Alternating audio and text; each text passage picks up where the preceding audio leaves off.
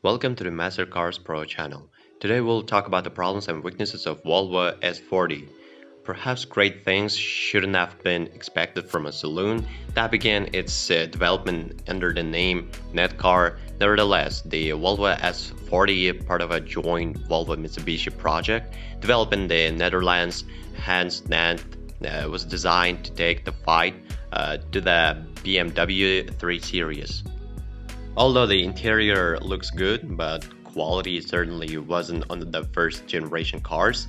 Ride and handling were also poor on launch cars and remained that way for the next 4 years until Volvo improved the chassis. Although there's a wide range of engines to choose from, most aren't that refined. Perhaps the S40's most attractive feature is its safety, because the S40 scored a then maximum 4 stars in the Euro NCAP crash test. But on top of that, the cabin and boot are reasonably spacious, and Volvo dished out plenty of equipment even on entry-level models. Rarely have sellers of S40 saloons been injured in a stampede of eager buyers. Find a pride seller of a tidy late model S40 who recognizes the reality of the market, and you could be onto a bargain. That low price will be handy too, because insurance starts at Group 17, quite high considering a small similar sized but better built Volkswagen Bora can be insured from Group 13 upwards.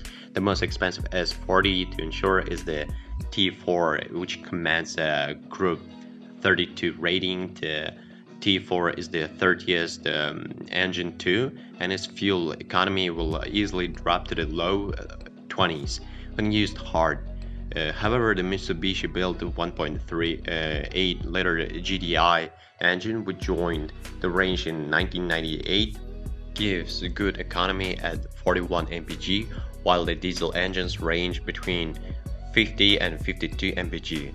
Visit the Vehicle and Operator Safety Agency website and www.vosa.gov.uk for a little bedtime reading. Over its life, the S40 has been recalled for faults including possible fuel leaks, brake problems, and airbag concerns. It's essential to check that the car you're interested in has had all the necessary work done. A Volvo dealer will be able to help. If you're looking at an early model, check thoroughly for loose trim, because they do not have very well built interiors. On the mechanical side, suspension ball joints wear altered rapidly. Turn the steering to full lock in both directions and listen out for knocking. Even if all the electrical kit works, have a knowledgeable acquaintance check the wiring loom for you.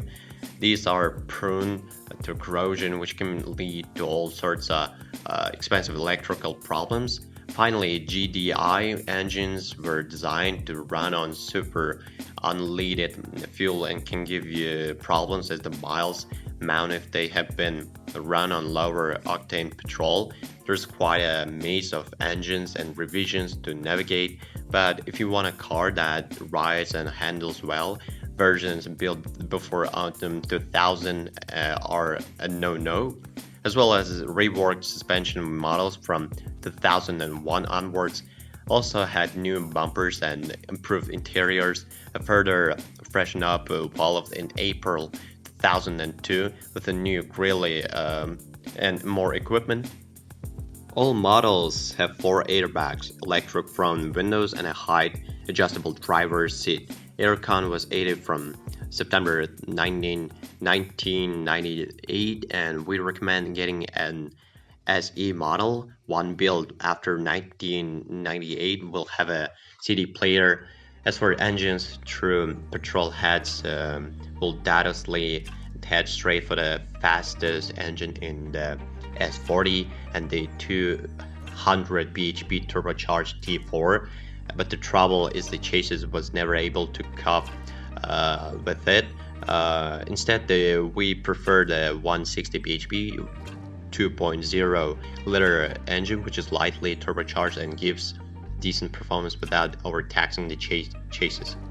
The less powerful 140 bhp version is fine too, as is the 125 bhp 1.8-liter GDI, but give the others a miss. The 1.6 is slow, as in the non-turbo 1.9 diesel. The turbo version is faster, but has poor refinement.